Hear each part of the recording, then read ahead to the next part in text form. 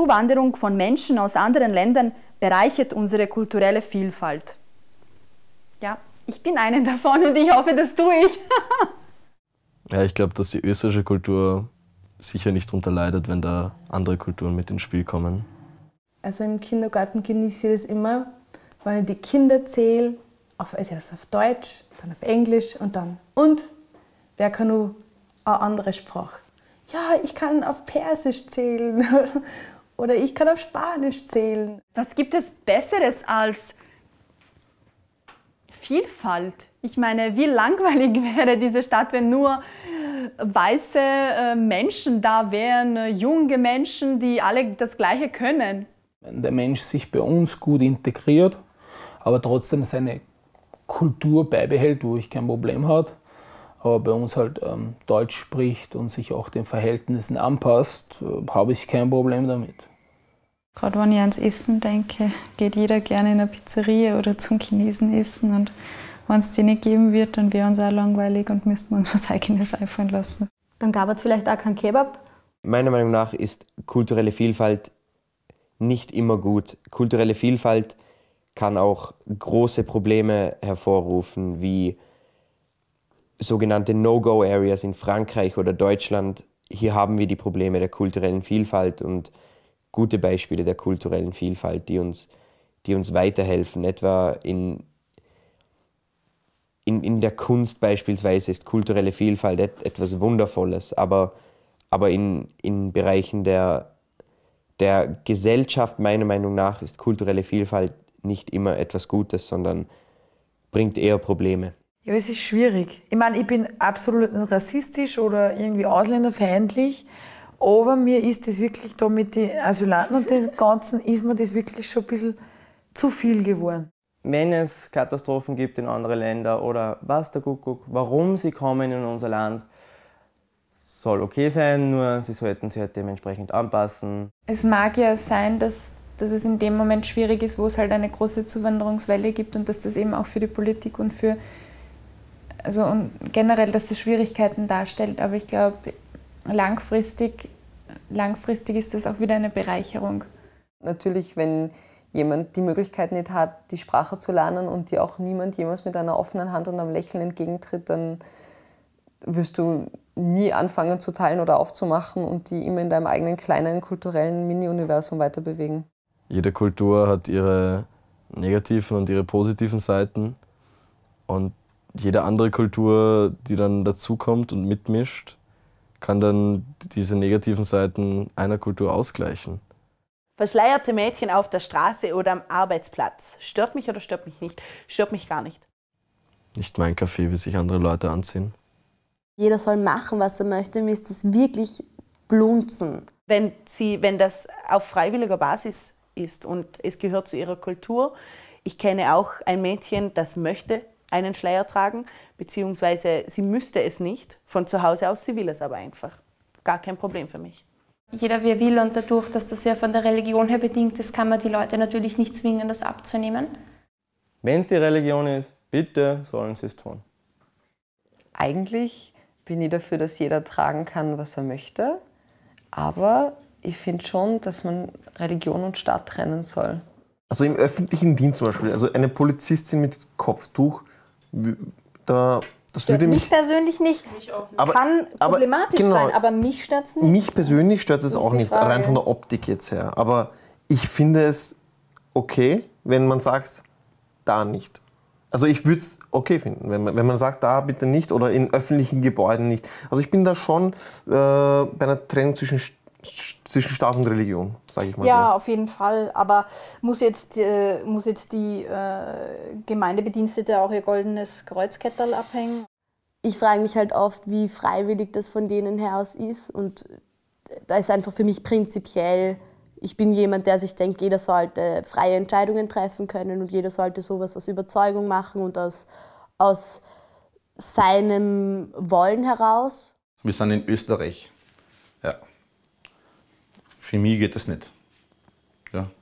Die religiösen Hintergründe sind mir relativ egal. Bei uns, das passt nicht. Das passt einfach nicht. Ist es ein Kopftuch oder ist es eine Burka oder also wie sehr verschleiert? Verschleiert sind immer 2 Paar Schuhe. Kopftuch finde ich in Ordnung. Aber ich muss ganz ehrlich sagen, die, die komplett verschleiert sind, auch mit dem Gesicht, finde ich persönlich schwierig, weil man sie auch durch ihren Gesichtsausdruck und nichts sieht und man kann sie auch nicht einschätzen. Wenn ich mit dem in zum Beispiel Kundenkontakt kommen würde, würde ich das als unangenehm empfinden. Zum Beispiel eine Frau, die komplett verschleiert ist. Und manchmal habe ich Angst, einfach im ersten Moment, weil ich nicht weiß, wer da vor mir steht einfach. Und man ist ganz einfach nicht gewöhnt. Und dementsprechend hat man dann noch ein bisschen ein falsches Bild, weil auf einmal sind die da und man weiß nicht recht, wieso, was tun die da jetzt auf einmal. Und ich finde das ein bisschen unangenehm, weil man kommuniziert ja mit jedem Menschen in Millisekunden, immer wenn man sieht, kann man an seinem Gesicht recht viel ablesen oder schauen, wie der drauf ist. Und wenn da einfach eine Person vor dir steht, wo du gar nichts siehst, ist das immer so ein bisschen unangenehm, weil das ist wie so eine Mauer, die um sich gebaut haben. Und ich denke mir immer, wie muss es die Leute gehen, die hinter diesem Vorhang stecken. Das Gegenüber fehlt dann schlussendlich. Also die Beziehung kann nicht mehr so leicht hergestellt werden, wie wenn man wirklich das Gesicht sieht. Und da haben viele, glaube ich, eine gewisse Irritation, empfinden eine gewisse Irritation. For me it's normal. I look at as normal thing. She wear it and she bought it. And she like to put it. Why not? Ich kann mir jetzt nicht auch nicht erzählen, dass sie das freiwillig und gern macht, sich so einpacken. Ich meine, jede hat ein bisschen, wie sagt man, nicht stolz, aber jede wieder ein junges Mädel, die mitten im Leben steht, die wird ja nicht freiwillig pitchen. Das kann ich mir nicht vorstellen. Das ist alles von der Familie, der Religion, die was sie da bringt. Ich kann mir das selber nicht vorstellen. Ja. Aber wenn sie es sagen, natürlich werden sie es sagen. Sie stellen das nicht in Frage, es ist einfach so. Und da frage ich mich dann auch, denken Sie darüber nach oder beugen Sie sich nur? Wenn sie gewisse Dinge dann nicht machen dürfen, wie zum Beispiel, wir gehen alle gemeinsam schwimmen, das gehört zum Sportunterricht dazu und sie dürfen nicht ins Wasser gehen, dann hört sie bei mir diese Akzeptanz ein bisschen auf. Mir ist es eigentlich egal, also definitiv. Aber mitkriegen tue ich es natürlich nicht, du hast vollkommen recht. Was ich schon raushöre, ist bei manchen Stimmen, wo ich mir dann ein eigenes Bild mache von der Größe, von der Haarfarbe, Wirklich? Ja, das schon. Ja. Dann vielleicht noch ein bisschen zur Kleidung oder... Also man kann über die Stimme andere Sachen raushören, aber das kriege ich nicht mit. Das kriegt nicht einmal ein Blinder mit dem Schleier.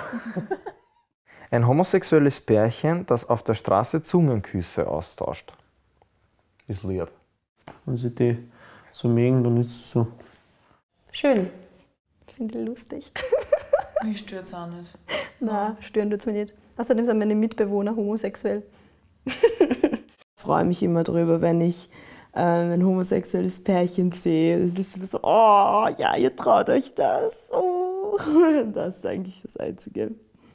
Wenn es 2 Frauen sind, ist es in Ordnung. Wenn es 2 Typen sind, schau ich weg. Aber ich will nicht sagen, hört's auf. Ich habe auch Freunde, die sind homosexuell. Also Freunde, gute Bekannte, kann man fast schon Freunde sagen. Die schmusen jetzt auch nicht man habe ich auch schon gesehen, aber wenn ich da einen plötzlichen Kommentar gebe, die lachen nur, weil die wissen das. Mir ist das eigentlich wurscht. I don't like to see that in the streets. Not for me, for the children who are walking in the street and see this kind of thing. I think it's wrong. Wir haben zum Beispiel in unserer Schule teilweise homosexuelle Pärchen gehabt, die so extrem, fast provokant rumgeschmust haben am Gang. Und ich bin dann auch hingegangen und habe gesagt, egal ob homo und hetero oder bi, ist mir wirklich komplett egal, aber das würde mich bei jedem stören, weil es mich einfach verstört. Ich schaue da einfach hin, ist ganz egal welches Geschlecht jetzt. Und die haben das, die haben das so praktiziert auch zum Teil, die 2, weil sie sich total unakzeptiert gefühlt haben. Und dann das praktisch den Konflikt, die Diskussion irgendwie hervorrufen wollten. Aber es geht auch anders, meiner Meinung nach.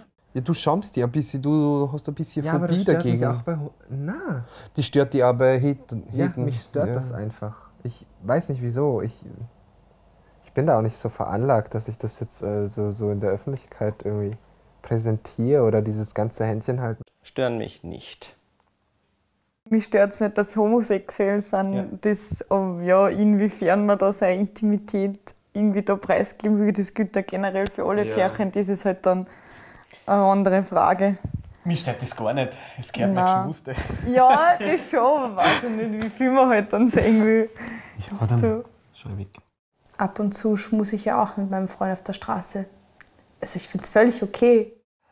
Küsse ja, aber da jetzt großartige sexuelle Interaktionen, wo man sich eigentlich halbert auffrisst, brauche ich nicht unbedingt.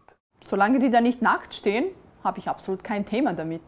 Ich finde es cool, sollen sie es zeigen, dass sie sich lieb haben im Endeffekt. Gibt es in deinem engsten Freundeskreis Freunde oder Freundinnen, die viel reicher oder ärmer sind als du? Viele meiner Freunde sind deutlich wohlhabender als ich, aber das spielt keine Rolle. Also das war schon manchmal ein bisschen schwierig, weil halt meine Mama hat mir nicht erlaubt, dass ich habe halt nicht so viel Taschengeld gekriegt wie die anderen. Ich habe zum Beispiel eine Freundin bzw. Bekannte, die sehr reich ist und ja, ihre Prioritäten im Leben liegen ganz woanders als bei mir, und das ist dann oft anstrengend, wenn ich Zeit mit ihr verbringe, weil ja, man merkt halt, Geld bedeutet gar nichts, und ja, die Einstellung mit der, das taugt mir nicht, und deswegen sind wir noch nicht so gut befreundet, weil ich das nicht so aushält, wenn ich die Sachen her, die es redet. Gibt es in deinem engsten Freundeskreis Freunde oder Freundinnen, die eine andere ethnische Abstammung haben?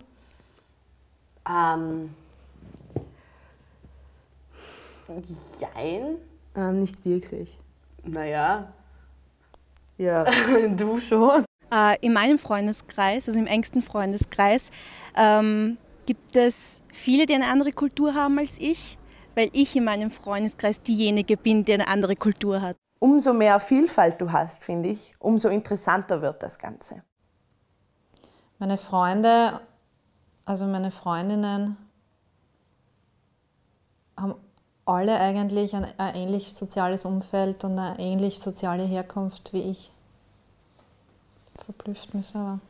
Für mich sind eigentlich die Leute aus meinem engsten Freundeskreis mit den Leuten, mit denen ich aufgewachsen bin, die bei mir aus der Ortschaft sind. Aber meine engsten Freunde sind irgendwie alles wie ich. Gibt es in deinem engsten Freundeskreis Freunde oder Freundinnen, die einer anderen Religion angehören als ich? In meinem Freundeskreis gibt es, glaube ich, Menschen mit allen Religionen. Das macht eine Freundschaft dann auch interessant, so die Differenz zwischeneinander, die Kultur. Ich habe türkische Freunde, die ganz anders sind. Das ist manchmal richtig spannend. Älter, jünger habe ich einige Freunde. Also meine älteste Freundin ist jetzt Anfang des Jahres 80 geworden. Sie ist eine wunderbare Malerin und ich führe wunderbare Gespräche mit ihr. Meine beste Freundin ist 10 Jahre älter als ich. Gibt es in deinem engsten Freundeskreis Freunde oder Freundinnen, die nicht die gleiche sexuelle Orientierung haben wie du?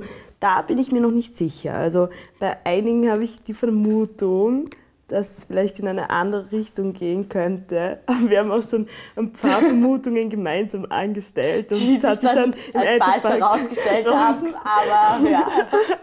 Nein, aber vielleicht ist, ich glaube, irgendwo wird da schon was dran sein. Bei manchen wo wir schon lange grübeln zumindest. Ja, und ich kenne schon Leute, die auch sich dazu bekennen. Das war schon ein Highlight, die Hochzeit am Dorf bei uns. Ja. Im Dorf. Die Homosexuelle. Das war schon ein Highlight. Mein Freundeskreis ist sicher gut durchmischt. Und sobald du Freunde hast, die dir etwas zeigen können, das du selbst zum Beispiel bei dir nicht finden kannst, kannst du nur dazu lernen.